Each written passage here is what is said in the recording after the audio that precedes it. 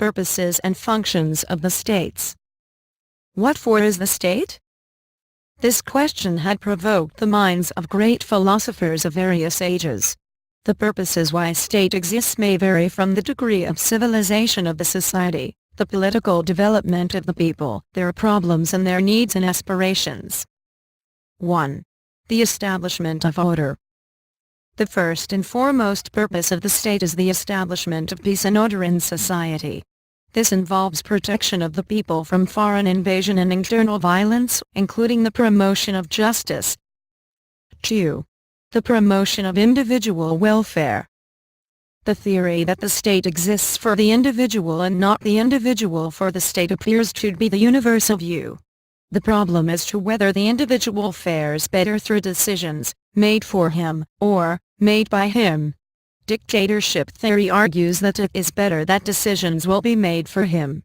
On the contrary, democratic theory recognizes the rationality of man, so that the democratic state, in promoting individual welfare, merely creates a social atmosphere which is conducive to the realization by the ordinary man of his self-fulfillment. 3. The promotion of the general welfare. This involves care for the common or public interest. The public trust is best ascertained by reconciling the interests of individuals, groups, and the society as a whole. The state promotes it by providing concerted action in achieving goals which individuals and groups cannot realize by themselves. 4. The promotion of morality. The state is concerned of its people's moral being. It is because social life is not only physical, but also moral as well as spiritual. Without morality, man and society formed by men would be no better than a herd of beasts. The state, however, can chiefly promote morality by penalizing vicious and criminal acts, and conversely, by giving rewards to good acts and deeds. Functions of the states. The functions of the state cover all those which it performs in order to achieve its goals. Those functions are essential, service, and business functions. The state performs these functions through its instrumentality, the government. 1. Essential functions. This functions involves the relation of the state to other states.